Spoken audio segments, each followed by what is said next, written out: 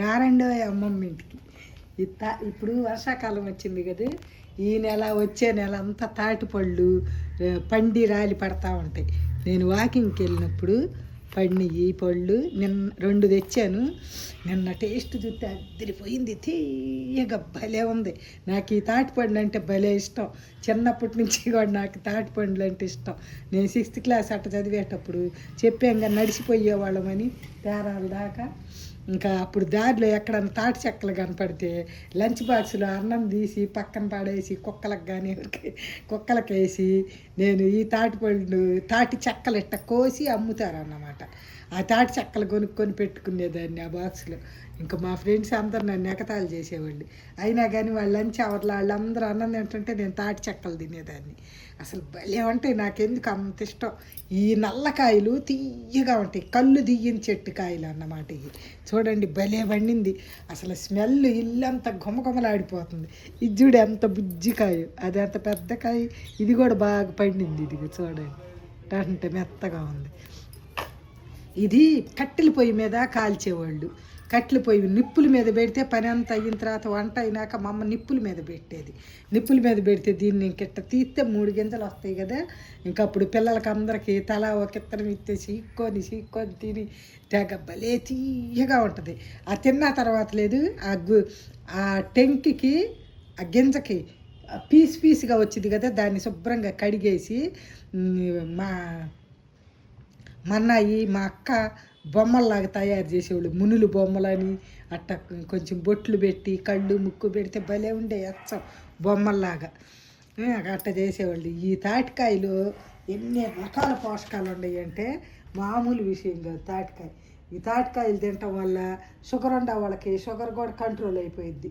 తాటిపండు ఎంతైనా తినొచ్చు, షుగర్ ఉండే వాళ్ళకి ఏం చేయలేదు. ఇది చాలా మంచిది షుగర్ ఉండే వాళ్ళు తింటే. దీంట్లో అనేక రకాల పోషకాలు ఉన్నాయి. ఈ శక్తిని ఇస్తాయి, చాలా రకాల వ్యాధుల నుంచి మనల్ని కాపాడుతాయి. ఈ గుజ్జులో potassium, iron, calcium, phosphorus, zinc, vitamin A, B బాగుంటాయి, ఎక్కువ ఉంటాయి. ఇది జీర్ణ సమస్యలను కూడా తగ్గించింది. ఇది తింటే చర్మం కూడా నున్నగా నులుపుదేలు ఉండేది తెలుసా.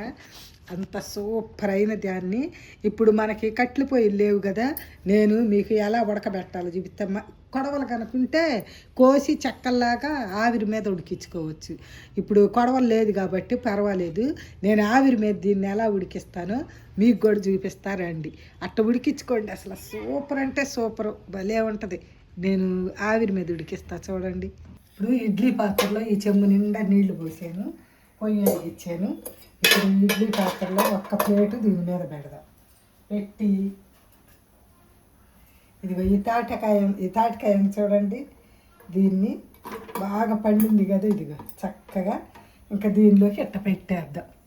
పెట్టేసి ఈ బుజ్జిది ఉంది కదా, ఈ బుజ్జి దాన్ని కూడా ఈ ముచ్చికి తీసేసి ఈ పక్కన పెట్టేద్దాం. అదే ఉడికింది.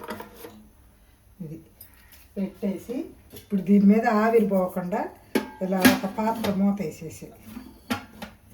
వేసేసి చక్కగా ఒక 10 నిమిషాలు ఉడకనిద్దాం ఆవిరి మీద. ఉడికిన తర్వాత చూద్దాం. ఇప్పుడు ఈ తాటిపండు ఉడికి ఇల్లంతా మంచి వాసన వస్తుంది. ఇంకా దీన్ని పైకి తీసేసి మీకు చూపిస్తా. అది చూడండి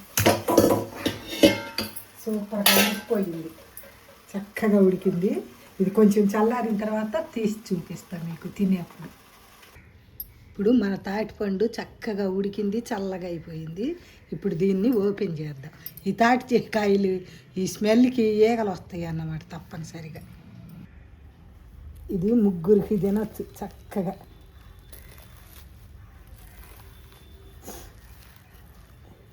అలాగా తీసేస్తే బాగా ఉడికింది, భలే జ్యూసీగా సూపర్ టేస్టీగా ఉంటుంది. ఇప్పుడు దీన్ని 3 గింజలుగా మనం విడదీసుకోవాలి. ఈజీగా వచ్చింది. ఇది ఒకళ్ళకి,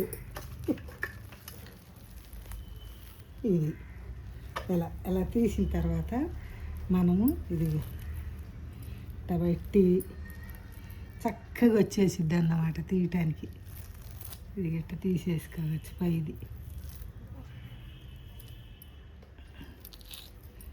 మొత్తం ఇలా తీసేయాలి.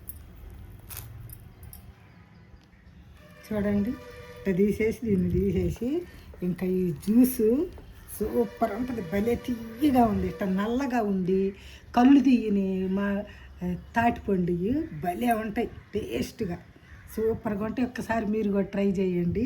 వీడియో కనుక మీకు నచ్చితే ఒక లైక్ చేయండి.